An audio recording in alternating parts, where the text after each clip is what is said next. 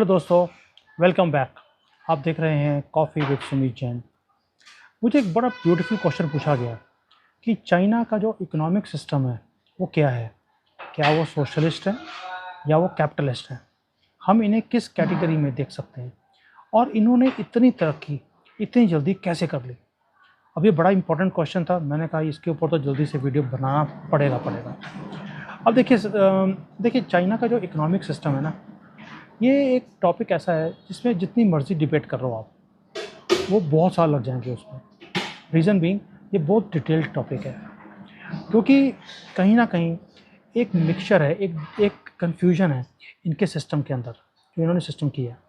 देखिए ऑफिशियली तो ये सोशलिस्ट कंट्री है, जहाँ पर एक पार्टी का रूल है, कम्युनिस्ट पार्टी का, वो पूरे कंट्री को गवर्न करती है और उनका बहुत एक स्ट्रॉन्ग एक रोल है इस कंट्री की डेवलपमेंट में, पॉलिटिकल सिस्टम में और हर चीज़ में। लेकिन दूसरी तरफ चाइना ने एक बहुत ज़्यादा मार्केट ओरिएंटेड एक रिफॉर्म्स भी करे, जो इन्होंने 30 साल पहले शुरू किए थे। और वो अगर हम उसको रिफॉर्म्स को देखते हैं तो ऐसा लगता है जैसे कैपिटलिस्ट के जो कैरेक्टरिस्टिक्स होते हैं वो इनकी पॉलिसीज़ का पार्ट है।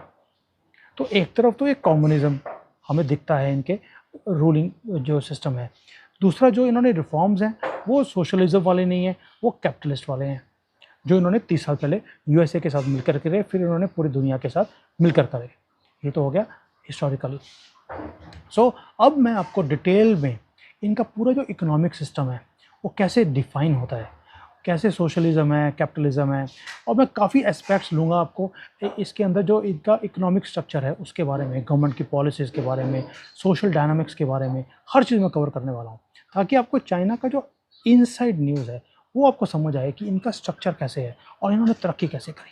चलिए दोस्तों, अब शुरू करते हैं।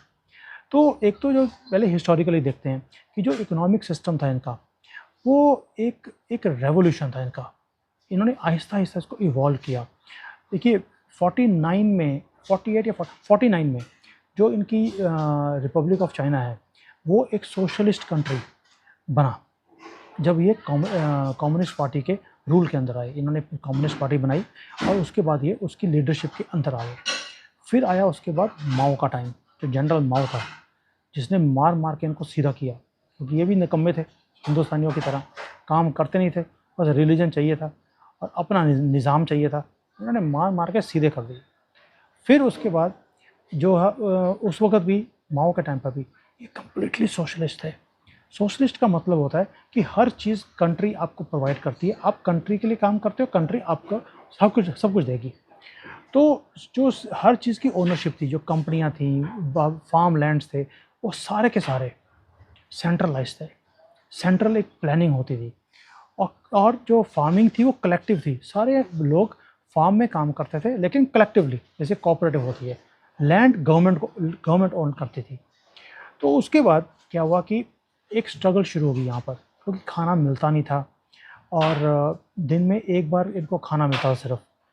ये बहुत गरीबी देखी इन्होंने उस टाइम पर, क्योंकि जब एक गवर्नमेंट की रिस्पॉन्सिबिलिटी होती है हर चीज़ देने की तो लोग निकम्मे हो जाते हैं। मुझे समझाने की ज़रूरत नहीं, हिंदुस्तानियों को हम ये अच्छी तरह से जानते हैं। तो उसके बाद जो स्टेट था उन्होंने फिर देखा कि यार नहीं, हमें अब चेंजेस लेके आने पड़ेंगी। फिर इन्होंने अपनी जो है कंट्री को चेंज करना शुरू किया। चेंज कैसे किया कि जैसे 1970s के अंदर एक लिबरलाइजेशन, मार्केट ओरिएंटेड जो होती है ना, रिफॉर्म्स इन्होंने शुरू किए। तो इनका एक प्रेसिडेंट था डेंग शाओपिंग, वो लेके आया सारे चेंजेस को, और उसको ये बोलते हैं एक चाइनीज़ का, इसको इसका नाम दिया गया है चाइनीज़ इकोनॉमिक मिरेकल। ये एक डिफाइनिंग मोमेंट था चाइना के लिए। वो उसने एलिमेंट्स लेके आया कैपिटलिज्म के एक चाइनीज़ इकोनॉमिक सिस्टम के अंदर। सोशलिस्ट तो ये पहले से थे, उसने हल्का सा तड़का, कहते हैं ना हम लोग, तड़का लगाया उसने कैपिटलिज्म का। जो स्टेट था जिसको गवर्नमेंट बोलते हैं, उसका जो है थोड़ा सा जो डायरेक्ट कंट्रोल था हर चीज़ के ऊपर, इकोनॉमी के ऊपर, वो पीछे आना शुरू हो गया और प्राइवेट सेक्टर जो था वो ग्रो करना शुरू किया। जब प्राइवेट सेक्टर ग्रो किया तो उसके साथ फॉरेन डायरेक्ट इन्वेस्टमेंट्स वो आने शुरू हो गए, बाहर से एंटरप्रेन्योर्स आने शुरू हो गए। जब बाहर से एंटरप्रेन्योर आए, उन्होंने यहाँ पर जॉइंट वेंचर्स किए, तो यहाँ के जो एंटरप्रेन्योर्स थे उन्हें भी फ़ायदा हुआ, उन्होंने भी सीखा उनसे। फिर इन्होंने जब देखा कि बाहर की कंपनीज आ रही हैं, इन्होंने स्पेशल इकोनॉमिक जोन्स वो बनाने शुरू किए ताकि जो बाहर से कैपिटल है वो यहाँ पर आए। और इन्होंने जो मार्केट, जो फ्री मार्केट जैसी होती है, कि वो वाली प्रैक्टिसेस शुरू करी जिससे कि फ्रीली लोग काम कर सकें। प्रमोट किया बिजनेसेस को, उन्हें चोर नहीं बोला कि अभी आप अगर कंट्रोल गवर्नमेंट का नहीं रहेगा, प्राइवेट के हाथ में आएगा तो ये चोरी करेंगे, ऐसा नहीं किया। ये हो गया काम। उसके बाद फिर हम देखते हैं कि जब अगर प्राइवेट सेक्टर को इन्होंने आगे किया तो फिर जो स्टेट था उसकी भी ओनरशिप थी काफ़ी कंपनीज़ के अंदर, क्योंकि सब कुछ ही पहले गवर्नमेंट का था। सारी फर्म्स, सारी कंपनीज़ और सारी गवर्नमेंट ओन थी। तो इन्होंने उसका क्या किया, चाइना ने एक ब्यूटीफुल काम किया कि उन्होंने जो इतनी ज़्यादा कंपनीज थी जो कि गवर्नमेंट ओन थी उनको कायम रखा, उन्हें बेचा नहीं। और जो स्ट्रेटेजिक, जैसे जैसे कई ऐसे सेक्टर्स होते हैं जो कि बड़े इंपॉर्टेंट होते हैं कंट्री के लिए, जैसे कि हम कहते हैं कि एनर्जी है, टेलीकम्युनिकेशन है, ट्रांसपोर्टेशन है, ये सारे के सारे इसके अंदर गवर्नमेंट ने अपने कंट्रोल में रखे। लेकिन ओपन भी किया कि ओपन कंपटीशन आए बाहर की फर्म से, लोकल फर्म्स के साथ भी, ताकि जो गवर्नमेंट की फर्म्स हैं उन्हें ये नहीं है कि प्रोटेक्शन है कि गवर्नमेंट की फर्म है तो प्रोटेक्टेड है, उन्हें भी उतना ही कंपटीशन फेस करना पड़ेगा जितना एक प्राइवेट वाले को करना पड़ता है। तो ये चीज़ इन्होंने बहुत अच्छी करी। जो इम्पोर्टेंट इंडस्ट्रीज़ थे, ठीक है, उन्होंने रिफॉर्म्स करे, लेकिन उन्हें रेगुलेशंस के साथ, सब्सिडीज़ के साथ, एक प्लानिंग के साथ, जिसको हम स्ट्रेटेजिक प्लानिंग बोलते हैं, वो भी कायम किया, ताकि जो इनका सोशलिस्ट एलिमेंट है इकोनॉमिक सिस्टम के अंदर वो ख़त्म ना हो। कि अगर प्राइवेट सेक्टर बहुत अच्छा कर रहा है लेकिन गवर्नमेंट सेक्टर नहीं कर रहा, लेकिन वहाँ पे बहुत एम्प्लॉयज़ काम भी करते हैं, तो इन्होंने उन्हें ज़िंदा रखा, मरने नहीं दिया, ताकि सोशलिज्म भी कायम रहे और कैपिटलिज्म भी चलती रहे बाजू में। हो गया। अब उसके बाद फिर गवर्नमेंट ने किया एक प्लानिंग का सिस्टम, कि एक प्लानिंग करें ताकि ये दोनों पैरेलल कैसे चल सकते हैं और हमारा इकोनॉमिक सिस्टम कैसे इवॉल्व कर सकता है, कैसे बेनिफिट ले सकता है, और कैसे दुनिया को बेनिफिट तो देगा, अपनी कंट्री को भी कैसे बेनिफिट देगा। तो इन्होंने क्या किया कि इन्होंने जब उस वक्त एक कॉम्बिनेशन बनाया कि भाई हम सोशलिस्ट की प्लानिंग भी करते हैं और जो मार्केट की जो डिमांड है कि वहाँ पे कंपैरेटिवनेस चाहिए, इसको भी काम करते हैं। तो इन्होंने जो गवर्नमेंट थी उसका जो इन्फ्लुएंस था ओवर इकोनॉमी, उसको इन्होंने 5 ईयर प्लान्स बनाने शुरू कर दिए, इंडस्ट्रियल पॉलिसीज़ निकालनी शुरू कर दी, और बड़े टारगेटेड कि किस किस इंडस्ट्री में हमें इन्वेस्टमेंट चाहिए, वो इन्होंने प्लानिंग करी और एग्जीक्यूशन इन्होंने करनी शुरू कर दी। स्टेट प्लानिंग करता था थ्रू द कंसल्टेशन, कि भी प्राइवेट प्लेयर से बात करी, देखा कि फ्यूचर में कौन सी इंडस्ट्रीज बढ़ने वाली हैं, इसके अंदर इंटरेस्ट है लोगों का, उसके अंदर पॉलिसीज़ लेकर आए टारगेटेड, और फिर उसमें से इन्वेस्टमेंट्स इन्होंने दुनिया भर से ली। उससे क्या होगा, जब कोऑर्डिनेशन हुआ प्राइवेट का और गवर्नमेंट का, तो डेवलपमेंट आनी शुरू हुई, कोऑर्डिनेटेड एक इकोनॉमिक डेवलपमेंट आई इसके अंदर। तो जो कंट्री को जिस इंडस्ट्रीज़ की ज़रूरत थी, जैसे टेक्नोलॉजी है, इंफ्रास्ट्रक्चर है, या ग्रीन डेवलपमेंट है, उसके अंदर इन्होंने दुनिया भर से पैसे अट्रैक्ट किए। अब ये क्या होता है कि इंडिया में जैसे अब यहाँ पर अंबानी है, अदानी है, टाटा है, जब वो कोई भी चीज़ इम्प्लीमेंट करने की कोशिश करते हैं तो सभी बोलने लग जाते हैं और मोदी का यार, एक गद्दार। ऐसे तरक्की नहीं होती।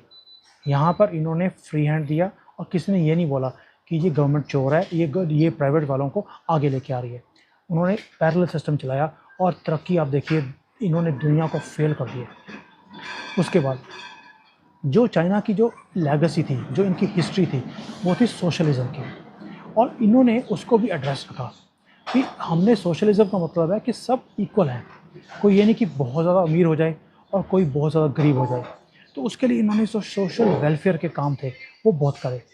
अभी भी क्या है कि जो इनकम जिसकी बहुत ज़्यादा है उसे फोर्स करते हैं लोग कि भी आप डोनेट करें गवर्नमेंट को, जो वेरियस स्कीम्स हमने गरीबों को पढ़ाने का काम है, उनके लेवल को इंक्रीज़ करना है, या पॉवर्टी को ख़त्म करना है, ऐसे बहुत प्रोग्राम्स हैं।